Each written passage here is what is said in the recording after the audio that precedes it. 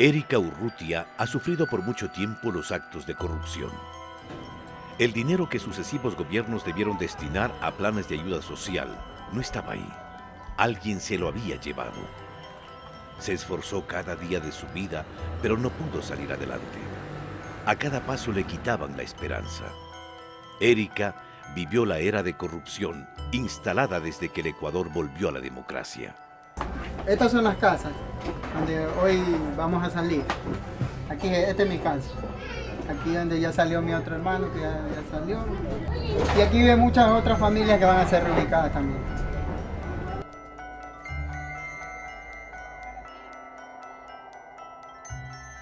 Dormíamos en esta parte de acá atrás.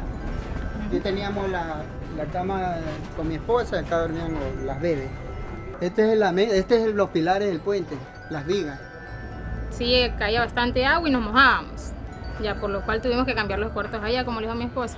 Pero con el pasar del tiempo el puente se ha deteriorado y ahora drena agua por él. Bajan residuos de lo que botan los desperdicios al estero y eso ya con el tiempo a lo que calienta con el sol, entonces se vaporiza y emana olores realmente desagradables. Me puedo llevar recuerdos buenos, gratos, como también recuerdos negativos, que eso sí te puedo asegurar que los negativos se van a quedar aquí. Pienso llevarme los buenos recuerdos, los positivos.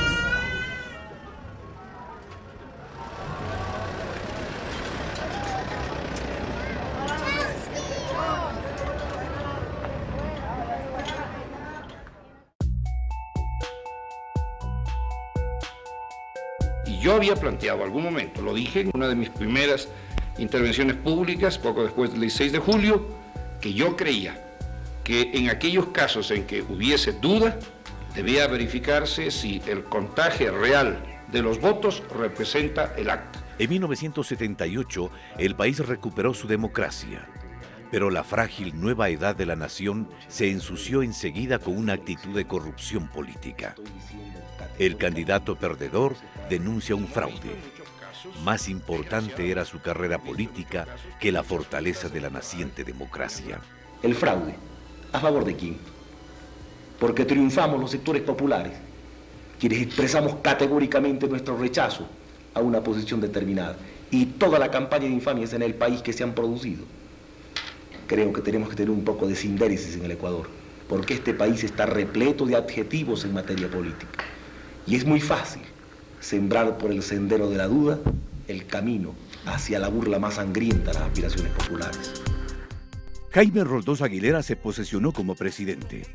El primer mandatario murió en un accidente en el avión presidencial cerca de Loja, evento que no se clarificó totalmente. Nunca hubo una versión definitiva de los hechos. Las investigaciones fueron confusas. A la justicia se le pasó por las narices un probable caso de magnicidio. Le sucedió su vicepresidente Osvaldo Hurtado Larrea. Tras el desastre aéreo vino el desastre nacional. El presidente Hurtado tomó las deudas en dólares de los empresarios privados y las convirtió en sucres, la moneda nacional que era más débil que el dólar. En ese cambio de monedas se esfumaron miles de millones de dólares. Yo no puedo crear mediante métodos mágicos dinero para distribuirlo entre todo el pueblo ecuatoriano. Una serie de empresarios y de gentes del país se habían endeudado en dólares en el exterior y luego empezaron a presionar al gobierno para que se hiciera cargo de la deuda. Y el gobierno se hizo cargo de la deuda en dólares para que estos señores le pagaran en sucres a 3 años plazo y con bajos intereses, con lo cual prácticamente estos señores que contrataron deudas en el exterior terminaron licuando sus deudas, se evaporaron sus deudas y fue el país el que tuvo que pagar las deudas de esos sucretizadores. El país exigió la lista de los beneficiarios de la sucretización. Nunca se publicó esa lista.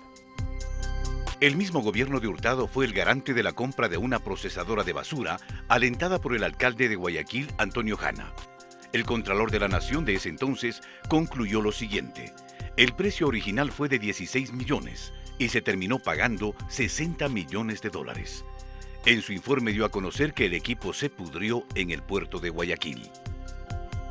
Muy cerca de este escándalo y otra vez en Guayaquil, se fraguó otro, de la construcción del nuevo terminal terrestre. La Comisión de Tránsito del Guayas adjudicó a dedo la construcción de esta obra. La empresa extranjera, a su vez, contrató a Matrixa para la construcción de las vigas y las rosetas que no se fabricaron de acuerdo a las necesidades del edificio. El terminal pudo ser ocupado un año después y de manera parcial, pues se comenzó a derrumbar. El Estado ecuatoriano se perjudicó en $100 millones, pues le tocó reparar los daños. Ninguno de los involucrados en este caso fue sancionado.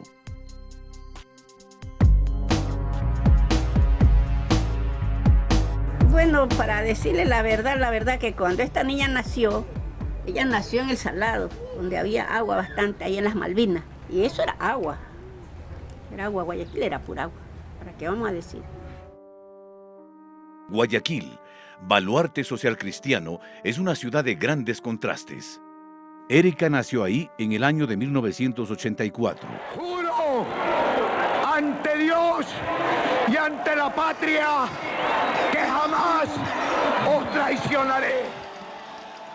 Un problema inmenso, la basura. Y un caso de corrupción aún más grande. Se compran 350 carros recolectores con un sobreprecio de $7.000 por cada recolector. El acusado, Jofre Torbay, secretario del presidente León Febres Cordero, huyó del país y el juicio prescribió. Lo siguiente fue el escándalo por la vía perimetral, una enorme autopista que pasaba justamente por donde tenía planes inmobiliarios el entonces gobernador del Guayas, Jaime Nebot Saadi. En la década de los 80 hubo mucho más. Se desató una escaramuza armada entre la Fuerza Aérea y el Ejército, debido a la compra de un avión del fabricante Fokker para que sea operado por TAME en la ruta Quito-Loja.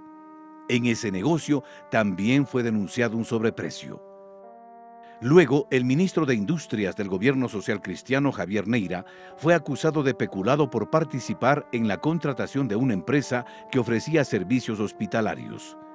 El caso Equa Hospital terminó como otros.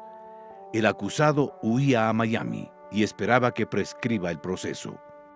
De igual manera, el presidente social cristiano, su yerno Miguel Orellana y el israelita Ran Gassit fueron procesados por pagos indebidos de $150.000 que supuestamente fueron usados para la lucha contra la guerrilla. En 1979, cuando se inició la democracia ecuatoriana, hubo muchas esperanzas de que por fin iríamos a una sociedad y a un país mejores. ¿Qué pasó en el camino? Décadas de los 80 y los 90 se construye un modelo empresarial de desarrollo inspirado en los principios del mercado libre, la empresa privada abierta, etc., que condujo a un deterioro de las condiciones de vida y de trabajo de la población y que alimentó la corrupción en el país. Los roldosistas insultaron a los dignos. Dajig intentó protestar. Momentos en que el diputado roldosista Villamagua lanzó un cenicero contra aquel. Señor, que vean los medios de comunicación. Señor, que vean lo que me han hecho. Para 1986, el Congreso se ganó el nombre de circo. Los diputados no debaten, no piensan. Entre socialcristianos y roldosistas resuelven las cosas a insultos y empellones. Con la justicia rodeada por armas, la corrupción va y viene y pisotea a los ciudadanos. Es posible, señores, que los socialcristianos y el PRE hagan esto. ¿Quién fue, doctor? ¿Quién fue? Jacobo Bucaram. ¿Y el que lanzó el cenicero? Fue el diputado Villamagua contra el diputado Dajig. Y por decir eso, para que se detenga la violencia, me hacen esto. No es justo, señores. Lo que pasa es que se juegan intereses económicos muy grandes. Y eso es lo que en este momento ellos tratan de imponer. Una amnistía que no tiene los votos. El 31 de agosto de 1990, el entonces diputado Jaime Nebot respondió así ante los argumentos dichos en su contra por parte de otro legislador. Es para mearte, insecto, hijo. No puedo pegarte, tengo que mearte. Es para mearte, hijo. Maricón. Raúl Patiño, no te metas, tú eres decente. No te metas ahí. No te insultar. No puedes insultar aquí, pues. Rata.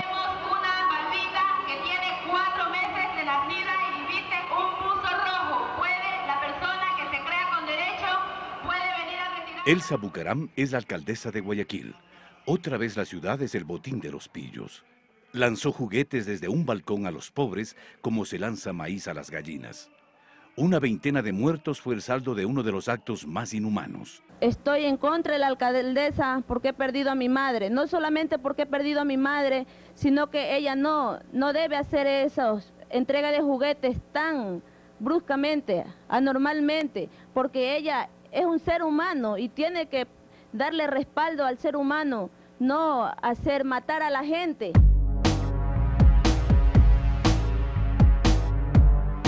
Mi primera escuela era la María Luisa Solís Sánchez. Cuando yo estaba estudiando había primero, segundo y tercero en el mismo aula. Eran las banquitas donde uno se sentaba uno encima de otro. Te digo uno encima de otro porque en la banquita donde yo estaba nos ponían 3 flaquitos juntos. Y esas banquitas que se tambaleaban de un lado para el otro. De madera eran, pues. Ya, no tenía contrapiso, tenía este piso. Así era en tierra. Y a las horas de recreo, como no era cercado, nosotros nos cogían los profesores y nos sacaban por partes. Nos sacaban primer año, segundo, tercero, así sucesivamente. Aquello que muchos estimamos es una última oportunidad. Justo cuando Erika Urrutia asistía a la escuela primaria, Sixto Durán Ballén ganó las elecciones. Y el Partido Social Cristiano conservó sus influencias y volvieron a las de siempre. Se conoció cómo fue otorgado un formidable préstamo a los propietarios de una empresa financiera en bancarrota. Nadie se olvida de Flores y Miel, tampoco de la impunidad, y la justicia sitiada por el presidente para salvar a sus parientes. Se propiciaron leyes para quitar los controles al sistema financiero. Sixto Durán Ballén apoyó la iniciativa y los socialcristianos la aplaudieron. Casi sin regulación se iniciaron los préstamos vinculados, empresas fantasmas, dispendio y farra. Se había sembrado la semilla de una quiebra del sistema financiero. Siempre la ambición puede más. En el gobierno de Durán Ballén se construyó una bomba que estallaría 4 años más tarde. Yo creo que hay muchas, variadas formas de corrupción de la política. Desde leyes hechas con dedicatoria, como la famosa Ley de Instituciones Financieras del gobierno de Sixto Durán Ballén, que según dijera el doctor Carlos Julio Arosemena Monroy, expresidente de la República, fue una ley preparada para de este modo dejar listo el escenario para el atraco bancario del año 1992.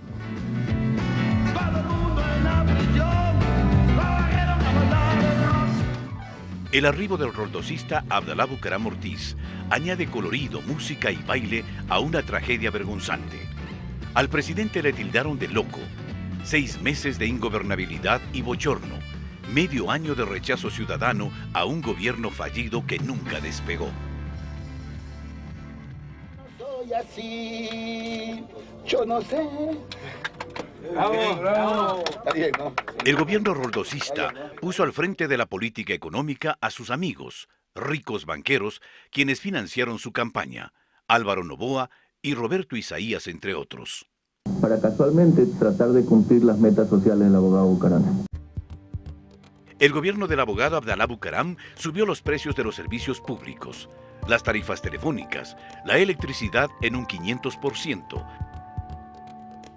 Eliminó el subsidio al gas doméstico, impuso el cobro en los hospitales públicos y subió el pasaje del transporte popular. No paró el incremento mensual de los precios de la gasolina y de otros derivados del petróleo.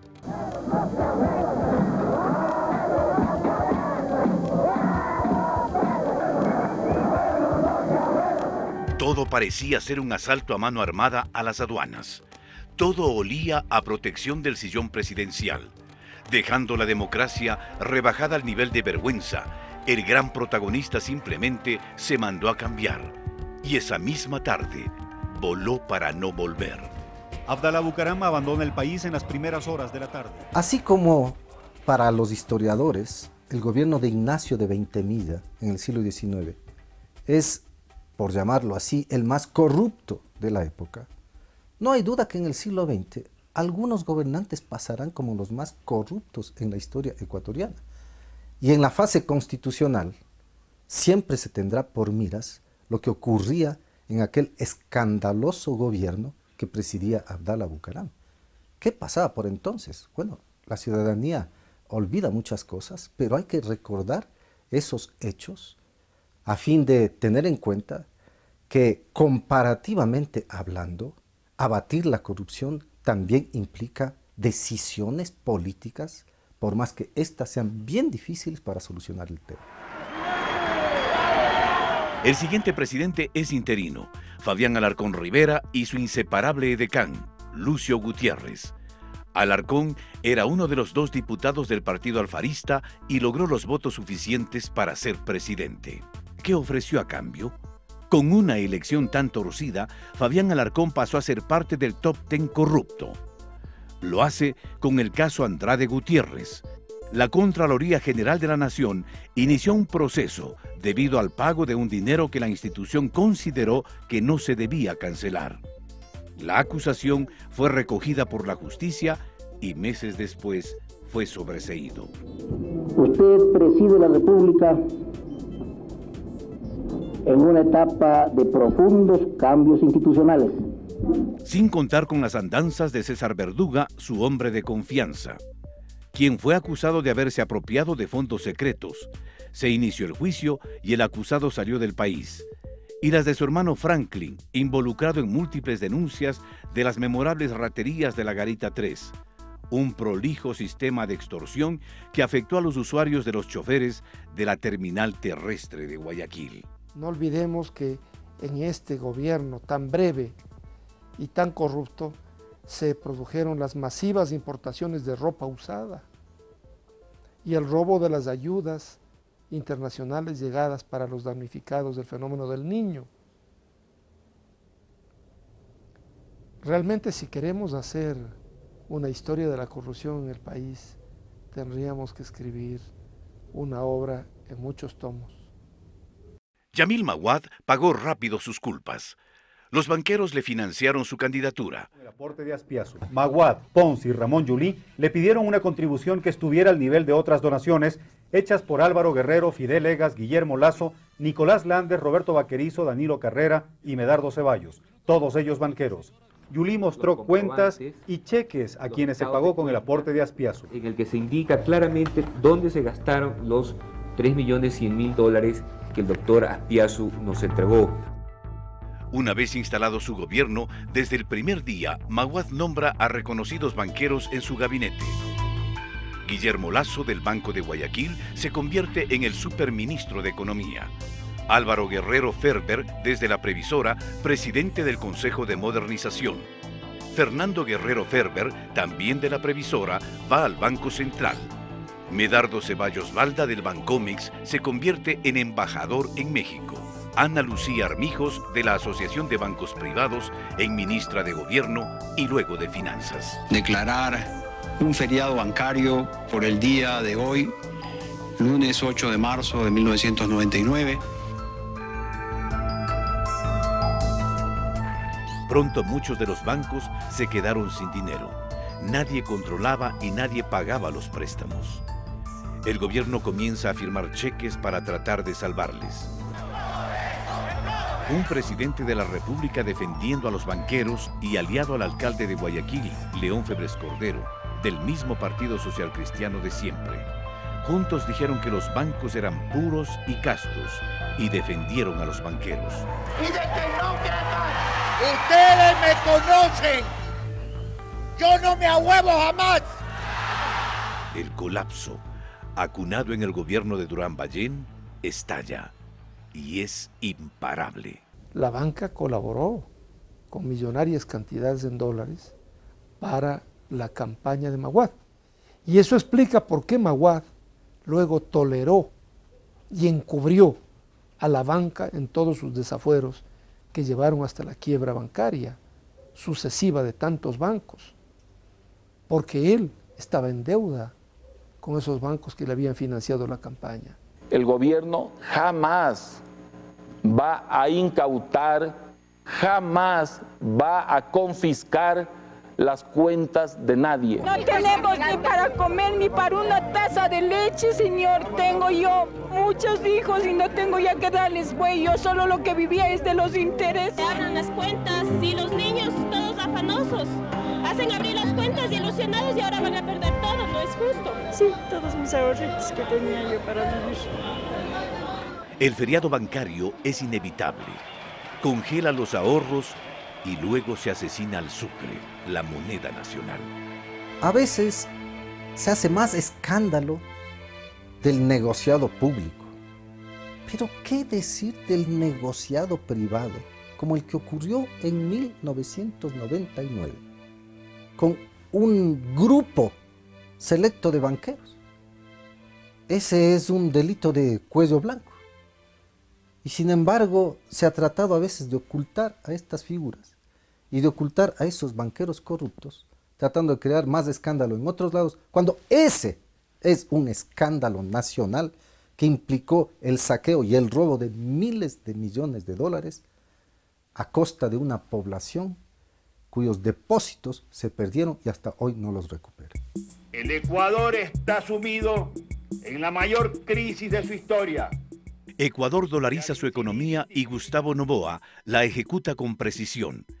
La tragedia se repite con secuelas tristemente célebres, compatriotas desolados, el país en crisis. Las fechorías están a la orden del día. Solo 3 banqueros, Roberto Aspiazu, del que un día fue el Banco del Progreso, Alejandro Peñafiel, del quebrado Banco de Préstamos, y Nicolás Landes, del ex Banco Popular, estuvieron presos. El resto, bien gracias, disfrutando en el exterior con el dinero de los ecuatorianos. Leonidas Ortega, del ex Banco Continental, los hermanos Roberto y William Isaías, del ex Firambanco, Roberto Vaquerizo Valenzuela y Washington Álvarez Valenzuela, del ex Banco La Unión. Son algunos de los nombres que figuran en la larga lista de banqueros que estafaron a sus clientes. Y como si nada, medios de comunicación involucrados. Periódicos que se jactan de independientes y objetivos como El Universo es liderado por quien fue uno de los principales y más cercanos abogados del banquero Roberto Aspiazu, Hernán Pérez Luce, editorialista y accionista del diario guayaquileño. Si de algo las personas que participamos en la formación y en la elaboración de la nueva Constitución, el doctor Aspiazu debería en este instante levantarse de donde está sentado y salir de este edificio. Y así lo vamos a hacer. El caso de la quiebra de Firambanco es emblemático. La otrora solvente entidad bancaria se liquidó por 2 ocasiones. La primera en manos privadas y la segunda por acción estatal. Fue el gobierno del presidente Gustavo Noboa el responsable de esta segunda caída. Una de las razones, según varios analistas, fue la falta de pago de los grandes deudores, entre los que se cuentan conocidos políticos y empresarios guayaquileños. Nuevamente, los poderosos, aupados por el gobierno, pulverizaron a los más pobres. Pero mientras la nación recupera el aliento, un sacerdote conocido como el cura Flores es nombrado gerente de las aduanas de Quito por el presidente Gustavo Noboa.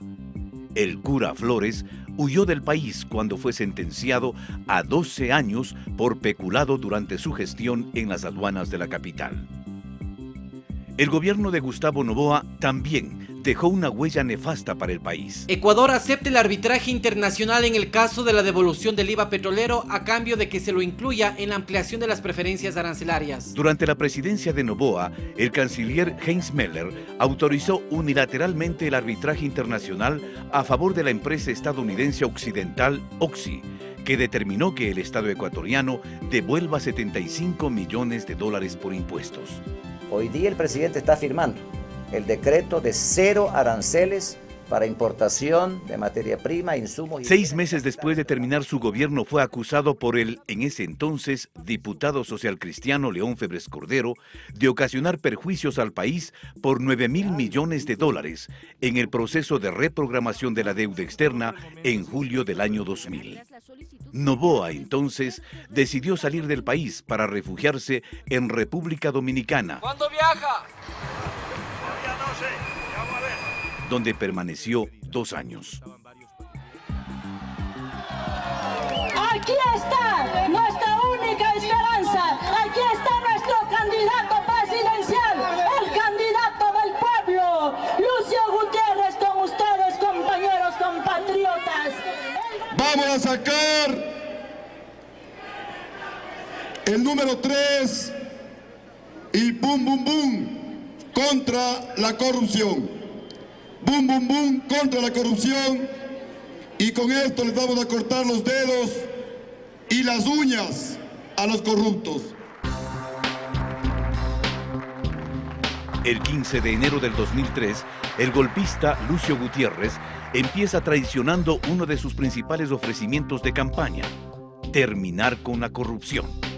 Según datos publicados en el diario Hoy, el 1 de enero de 2005, durante el primer año y medio de gobierno se había hecho público al menos 50 actos de corrupción que involucraban directamente a instituciones que dependían del gobierno central.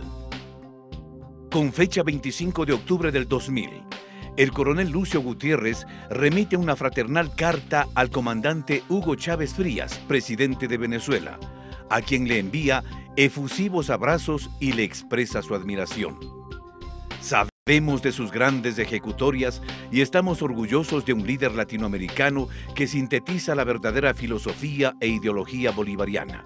Es decir, que está reivindicándose en nuestra historia con usted en la presidencia de esa gloriosa Venezuela, dice Gutiérrez, quien no solo adula al mandatario venezolano, sino que se esmera en alabar al comandante cubano Fidel Castro, a quien califica como un hombre que se ha constituido en ejemplo de la defensa de la dignidad, autoestima, orgullo y soberanía de nuestros pueblos. Presidente, ¿cómo está? Buenas tardes. Encantado de saludarlo. Sí, gracias. Muy bien. Bueno, el honor es mío. Para mí, Lucio Gutiérrez continúa traicionando sus principios. Viaja a Washington acompañado de sus funcionarios, quienes tomaban las decisiones de la política económica. Aquí para los votos. Muchas gracias. Sí. Ok. Yes, sir. How you doing? Muy bien, gracias. Muy contento, sí. ¡Ándale! Gutiérrez, el camaleón, aliado de los socialcristianos y Pachacuti, se declara un servidor incondicional de George Bush, expresidente de Estados Unidos. El señor presidente Bush está muy abierto y muy dispuesto y muy preocupado por la situación de pobreza que existe en el Ecuador. Nosotros le hemos dicho que queremos convertirnos en el mejor amigo y aliado de los Estados Unidos. De nada le sirvió al militar golpista cambiar su traje safari por el de civil, ni pedir con insistencia a los periodistas que dejen de llamarlo coronel y que le digan ingeniero. El pueblo no come cuentos. La traición no cambia de vestimenta, como tampoco la incoherencia ni la falsedad. Hemos colocado una piedra. Si todos los ecuatorianos colocaríamos una piedra, tendríamos 13 millones de piedras. Y si todos los días haríamos este trabajo, todos los días tendríamos una inmensa cantidad de piedras. Las visas a ciudadanos chinos a través de sistemas dudosos se sumó a la intervención en el Tribunal Electoral y, sobre todo, el reemplazo de los magistrados de la Corte Suprema de Justicia. Las imágenes de los medios no se han olvidado. Partidarios de Gutiérrez dispararon a los manifestantes desde el edificio del ex Ministerio de Bienestar Social. El pueblo rechazó la corrupción sistémica y derrocó al coronel.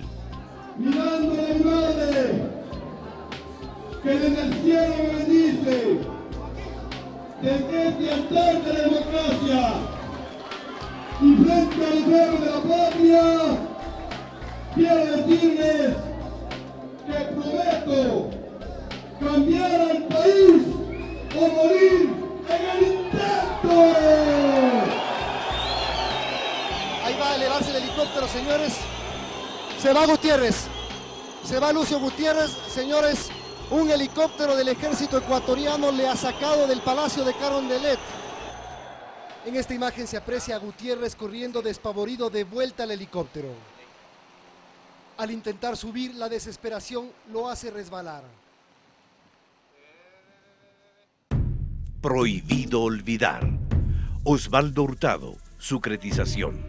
León Febres Cordero, sobreprecio, peculado, caso Equa Hospital. Sixto Durán Ballén, préstamos vinculados, caso Flores y Miel. Leyes para quitar los controles al sistema financiero. Abdalá Bucaram Ortiz. Ingobernabilidad, escándalos, corrupción. Fabián Alarcón Rivera, corrupción, caso Andrade Gutiérrez. Apropiación de fondos públicos, extorsión. Yamil Maguad, feriado bancario. Éxodo de ecuatorianos al exterior. Gustavo Noboa, peculado, caso Cura Flores. Reprogramación de deuda externa. Segunda quiebra del Filambanco. Lucio Gutiérrez, corrupción, nepotismo, pichicorte.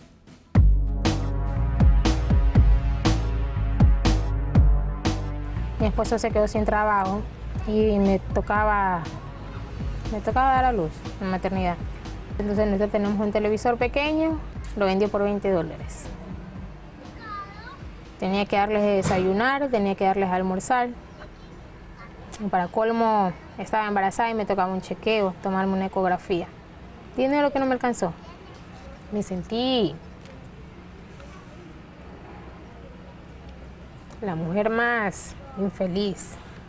Porque imagínate, tan solamente abrir tu nevera y encontrar unas papas y sanguchárselas a tus hijos.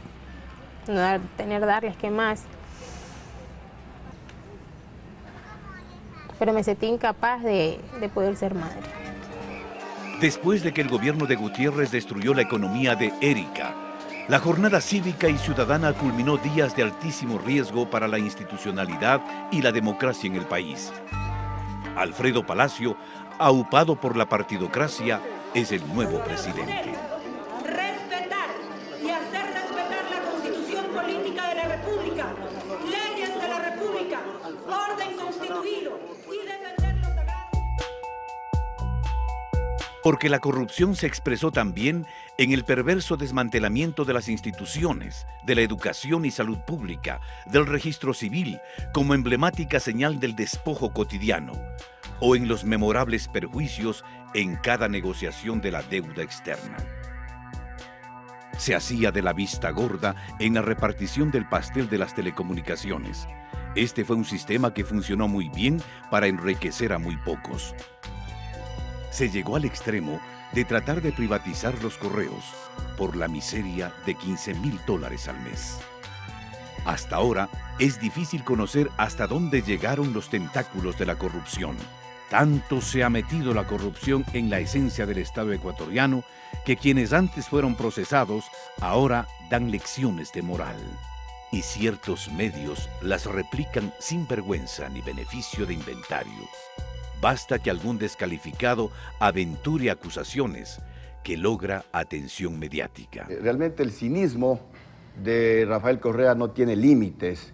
Yo, en cambio, me comprometo a demostrarle a usted, Rafael Correa, y a todo el pueblo ecuatoriano, no menos de 10 actos de corrupción que usted, Rafael Correa, protege. Existen 8.000 denuncias de corrupción de este gobierno que no han sido tramitadas. Los ecuatorianos no somos comunistas ni extrema izquierda, una extrema izquierda trasnochada que se quiere tomar este país. Yo pienso que el Ecuador debe en serio plantearse que este gobierno que dijo que iba a ser de manos limpias y corazón ardiente, no lo es. Ya son demasiados los actos de corrupción graves que existen en esta administración. Si entre 1979 y 2006 se fue construyendo un sistema económico al servicio de élites ricas, se fue desinstitucionalizando al Estado, decayeron las condiciones de vida y de trabajo de la población. Esa clase política y esos profesionales de la economía y de la cultura política del pasado, comprometidos con esa situación, no pueden ahora darnos ejemplo de lo que hay que hacer en el país. El país entero lo que debe reconocer es quiénes fueron aquellos que construyeron ese viejo sistema que hoy tratamos de superar, y entonces no puede ser que ellos vengan y nos den lecciones para el presente. Alguna vez un exgobernante me dijo, un presidente no puede estar cuidando las uñas de todos sus colaboradores, pero Cuando un gobierno crea mecanismos anticorrupción, cuando un gobierno se propone perseguir a los corruptos, yo creo que ese es un gran punto de partida para frenar la corrupción.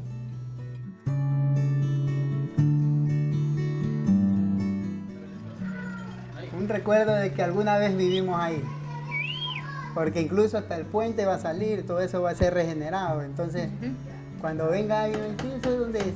Este era el puente de la A, le voy a decir. El puente de la A, y aquí vivía yo.